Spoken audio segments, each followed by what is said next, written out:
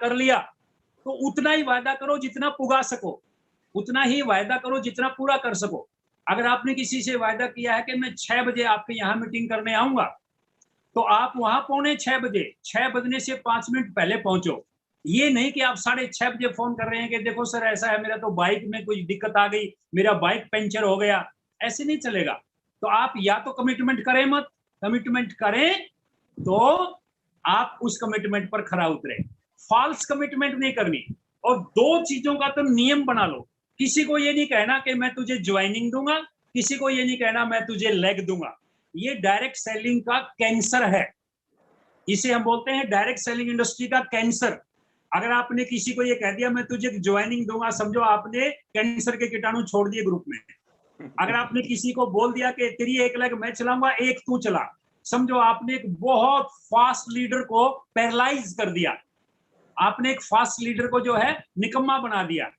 उसको आपने क्या किया, इतना कमजोर कर दिया कि अब वो अपने चौथे हिस्से की लेग पे खड़ा है। तो ये चीजें बिल्कुल गलत कमिटमेंट मत करो किसी से। आपने कमिटमेंट क्या करनी है, आपकी लिस्ट होगी और उस पर मिलके हम दोनों काम करेंगे। जो लोग ज्वाइन होंगे वो आपकी तीनों लेग में ज्वाइन कराएंगे। जिस लेग में जहां ज्वाइनिंग की जरूरत होगी वहां उसकी प्लेसमेंट करेंगे।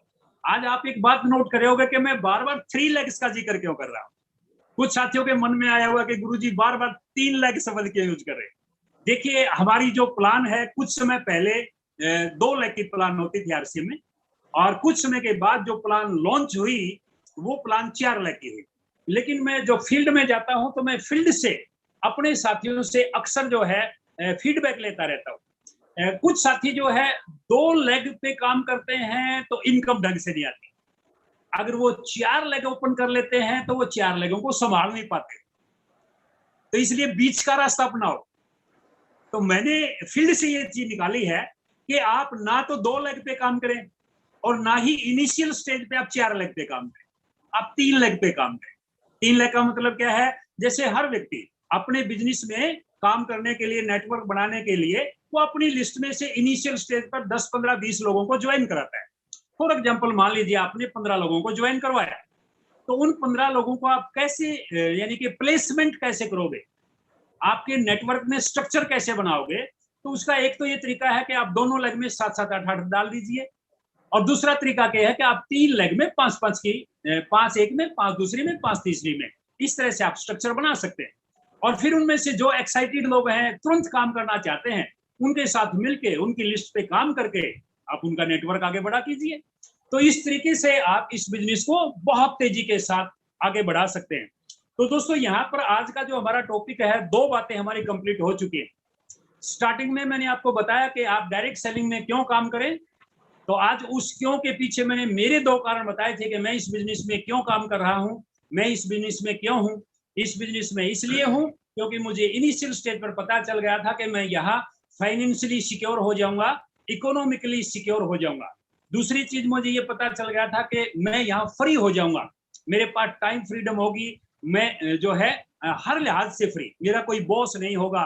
यानी कि मैं एब्सोल्युटली अपनी शर्तों पर, अपनी परिस्थितियों पर, अपनी तैयारियों के मुताबिक, अपने शेड्यूल के मुताबिक, अपनी सोच के मुताबिक मैं अपने काम को बढ़ा सकता हूँ। इसको बोलते हैं फ्रीडम।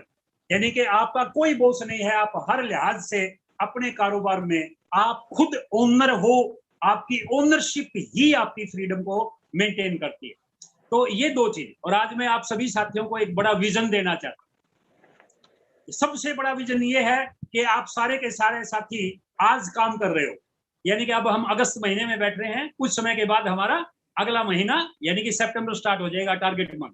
लेकिन मैं आज आपको एक बात बताता हूं, काम हमने हर महीने वर्तमान मंथ में करना है, करंट मंथ में हमने काम करना है, वर्तमान समय में काम करना है।